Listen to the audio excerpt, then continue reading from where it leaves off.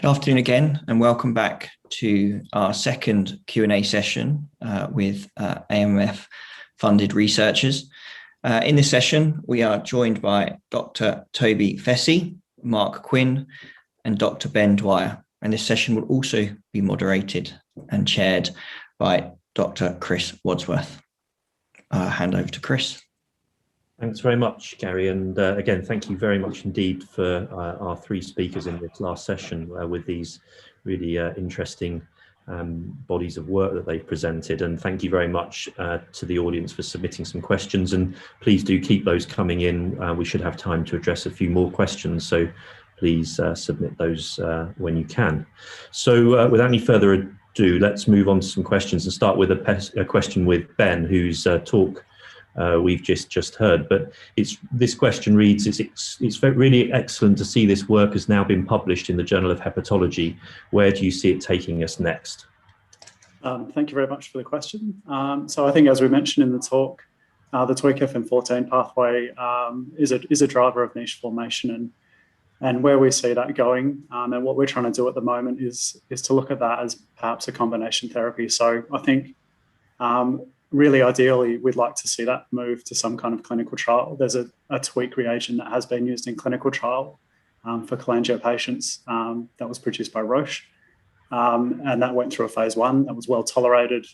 There was lower MCP1 and there was some modulation of the immune microenvironment. So that was used as a single therapy. But what we'd like to look at is if we can block TWEAK and perhaps open up that microenvironmental block and add some standard therapies and see if that improves the efficacy of current therapies. So at the moment, we're trying to get funding for an organoid platform where we combine stromal cells and tumour cells, precision bioprinted, so we can do a large FDA screen, and then look at our humanised orthotopic xenograft models that we've got going in here in Perth as part of our newly funded liver cancer collaborative program. So yeah, we're really pushing to try and look at this in combination. So Ben, just because part of that first part is clinical work, so clinical trial of a drug in humans, and then you've also seen the ongoing lab work too. Yeah, absolutely. So yeah, what we want to establish is whether blocking TWEAK can improve therapies. So it's only been looked at as a single therapy, and some of those patients had prolonged stable disease. So we think that might be a good way to open up that niche to establish therapies that don't currently work that well. Great, thank you. Now, we'll stay with you, Ben, if that's okay. And a question from Isioma. A very interesting talk, Ben. Do you think differential levels of MCP1 could be detected in the circulation of CCA patients, perhaps giving an indication of which patients are more likely to have metastatic niche formation? Yeah, potentially. I mean, it will be tough on a background of liver disease and cholangio detecting differences, but I think that's something we certainly have to look at. That may be a marker for more recruitment of monocyte-derived macrophages into that tumour niche. So I think it's something absolutely worth looking at, and if we can get our hands on some samples, we'd like to explore some of the mechanisms we've established in this paper a little bit more. Thank you. So we'll move to Mark now. A couple of questions for you and an observation, Mark, from one of our contributors. So Luke Bolter has asked a question here. So interesting findings in the Liverpool cohort, Mark. The MAP3K9 mutations don't seem to cluster as you would expect for a gain of function mutation. Do you think this is a functional loss of MAP3K9? It certainly could be. When you look through literature on MAP3K9 mutations, they can be both loss of function and gain of function. Now, in our cohort, when we've then looked at the histology on the resected samples who had, for example, a germline MAP3K9 mutation versus those that had a somatic MAP3K9 mutation, those that had a somatic mutation had statistically significantly increased perivascular tumor invasion. So we would have inferred from that it would appear to be a gain of function mutation of the type that has been seen in lung cancer cell lines and things like that. But certainly in melanoma, they've seen that there are loss of and activating mutations within MAP3K9. So I think ultimately what we're going to need to do is complete the histological correlations with the mutational status and the protein, comparing that in the tumor versus the normal bile ducts in the presence of those mutations. But ultimately, it's going to need a full functional analysis in representative models, whether that's organoid or commercially available cell lines with this mutation in the mix. So I think functionally, we're going to have to explore that further. Thanks, Ben. And we were just talking. Sorry. Thank you, Mark. We were just talking about the cohorts that you were comparing. So the COSMIC cohort that you were comparing had 400 patients with 42 in your Liverpool series. Yeah. And yeah. I guess I was just interested in, we were just starting to talk about it before we went live, but the characterization of the phenotype of the patients in the COSMIC cohort versus yours, because there were really quite striking differences between the genes you were turning up, and that was really interesting. But obviously your cohort, I'm sure you've phenotyped extremely carefully, and I suppose COSMIC must be as well. But what were the differences in the way, in the phenotype of those two cohorts? So COSMIC, as most publicly available databases are very heavily influenced by intrahepatic disease, and to a lesser extent distal disease, and I guess that tissue is surgically much more achievable to gain than perihilar disease, where patients often end up having a quite extensive liver resection on the background of a bile duct resection. So when you look at most publicly available databases and sequencing studies, there's this overwhelming representation, certainly, of intrahepatic disease. And that's why we very much focused purely on perihilar disease, because when you look at the Eastern series that have been exome sequenced, most of those are still from a infective etiology, so not the idiopathic etiology that we see in the West. And there was a very large paper by Wardell in the Journal of Hepatology 2 years ago now, which included a large Italian series, but that was targeted sequencing. And interestingly, they didn't throw up these same mutations that we've seen to the same frequency, ones like Notch1, mTOR, ABL1. So we certainly have seen differences despite the lower numbers. But within the data that's out there in public databases, and in the literature, I think when they talk about extrahepatic disease and you look at the numbers, there's a lot of distal disease in there. And again, those patients we would expect would have more KRAS mutations, for example, than what we've seen. So our data supports that there is this genomic heterogeneity as we go from the bile duct within the liver to the duodenum. So there are some quite marked differences. I think what this data has shown us is that we can derive good mutational data from archived samples, and I think we need to go and validate these in larger perihilar specific series, because this has given a suggestion that there are specific mutations to those patients that we need to focus on. And just briefly, there weren't enough perihilar cases in the COSMIC database to do a sort of an apples with apples comparison. There are some in there, but certainly not to the number that would be directly comparable.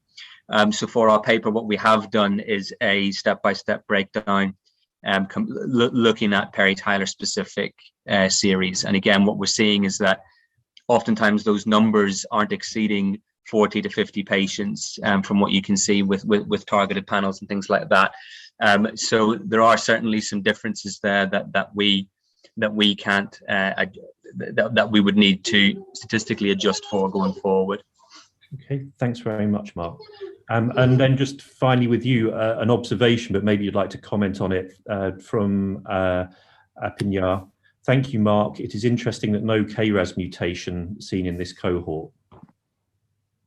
And again, I think, Chris, that would be very related to the discussion that we've just had, that we do know that there is a genomic spectrum, but I think what we need is a direct comparison, number by number. But certainly what this signal is showing us is that there is much less KRAS in our cohort than what we would have expected to see. So I muted myself, so I was being disturbed. But question now, sorry, for Toby. Have you looked at RNF43 mutated CCA? Do you get an accumulation of FZD7 in those cancers, or are RNF43 mutant cancers more metastatic? Thanks, Chris and Luke, for the question. So I think those RNF43 mutations are much more commonly observed in liver fluke-associated carcinogenesis, cholangiocarcinoma. I did actually have a conversation with a parasitologist at Cardiff about trying to set up a mouse model of liver-associated, fluke-associated cholangiocarcinoma, but it's not trivial because it's got the life cycle with the fish. Meant it was just going to be impossible to get it set up. So I haven't looked, I'm afraid. With regards to actually looking at Frizzled 7 specifically, even if we did have that tissue, it's very difficult to look at because it's got such a close association with other Frizzleds, especially Frizzled 1 and 2, that you can't be confident. And I'm always getting contacted by people trying to sell a new Frizzled 7 antibody, and we check it on our Frizzled 7 knockout tissue, and it works perfectly well. So they're not very good. So it's quite challenging to look at specifically if you haven't got any RNF, if you haven't got any antibodies. We've also been surprised in the stomach. So we've got an RNF43 mouse, so we can delete RNF43 together with ZNRF3. They get beautiful big tumors in the stomach. However, they still grow perfectly well when we co-delete Frizzled 7, much to our annoyance, obviously. But I think that's really because you get rid of that E3 ubiquitin ligase, and it just deregulates all the different Frizzleds on the cell surface there. And perhaps then if you delete just Frizzled 7, even though it might have been important in other contexts, in this sort of deregulated context of losing that ligase, E3 ubiquitin ligase, there's other ones obviously that are doing the job there. And regarding metastasis, we don't see metastasis if we singularly delete RNF43 or RNF43 and ZNRF3, and that's been shown in the intestine, and we've just observed the same thing in the stomach. So more likely, and it's the same thing with Wnt signaling in other cancers, that deregulation of just Wnt signaling on its own, it very rarely gives you metastasis. So so FAP patients who've got APC mutations, they just get all these hundreds of polyps, but they need other hits then to become metastatic. And it's probably the same story with RNF43. So yes, we haven't looked at it because it's been too difficult to do, but nevertheless interesting. I think you're on mute, Chris. Sorry, someone kept hammering on the door, so I muted myself. Thank you very much. So, and just, I guess, staying on that, with you, Toby, how do you perceive Wnt as a potential therapeutic target? I mean, obviously, it appears to have an important role in health, and so how would you, for the non-scientists at the meeting, how could that potentially become a target for therapeutic intervention if this pathway is so important in health processes as well as disease? Yeah, that's absolutely right, Chris. It's the biggest challenge with targeting the Wnt pathway is because my work and others have all shown that it's so important for the homeostasis of several organs. It is quite surprising that this drug that we've chosen to use, a porcupine inhibitor, which actually blocks the secretion of all Wnt ligands, is actually doing quite well in clinical trials. There's other drugs that you think were little bit more specific. I've done less well. one of the problems, so we're using this drug in a project in prostate cancer as well, and some of the trials using it have had bone problems where there's been some fractures. And so they get now co-treated with zoledronic acid. So that's some of the things. If I'm talking, we've got a phase 1 unit at Cardiff run by Rob Jones. And so my conversations with him are around starting to incorporate zoledronic acid in our preclinical trials, which we might do in cholangio as well. And of course, it's which patients are then going to benefit from it. So I didn't show it today because we only just got the results. But actually, if you allow the metastasis to actually form and then you treat, they're fine. They just grow. It's not effective. So it's actually determining. So that, I mean, that you could then start to identify patients, perhaps ones with micrometastasis, or perhaps patients which are inoperable but haven't become metastatic yet, or patients where the histology shows that they've got an aggressive tumor, but there's no Mets present. Those sorts of patients could benefit from this type of intervention, I think. And that's something we'll talk about in the future with our clinical colleagues. Yeah, I think that's really interesting from a clinical perspective, that it would be great to have something that causes metastases to regress. Of course it would, but we have got a large cohort of patients who have locally advanced disease. If we could just keep on top and prevent the metastasization of that disease, that we would prolong their lives a great deal. And so even if it's not the whole story, it would be extremely useful. Thank you. Another question now for Mark from Isioma again. So thank you very much, Mark, for your talk. On the level of whole exome sequencing, did you see any correlations at all between tumor mutational burden and increased immune pathway activity? Just wondering if this could give an indication of the immune activation being antigen specific and not a byproduct of an increased inflammatory background, in inverted commas, present within the tumours. So I know it's a long question. If you want me to repeat it, ask. No, that's fine. Thanks, Chris. So at this juncture, we haven't yet correlated actual immune cytostaining on the same slides which we've sequenced. So that is something that we are doing, but we haven't got that completed yet. So we'll be staining for all the individual lymphocytes, etc., and other immune cell populations, at which point we'd be able to correlate that more directly. But when we explore each of the immune pathways that were enriched, the SNVs that we're seeing are very specific to immune cell populations. So certainly at that genomic level, they would be consistent with being immune in origin, and that those are being dysregulated. So ultimately, it's a great question. It's something that we're planning to do, but we don't have that data just yet on the actual staining to show us to quantify and objectify that level of immune infiltration. But also our single cell data will also tell us a little bit more about that, as that's been much more bespoke at being able to call those individual populations.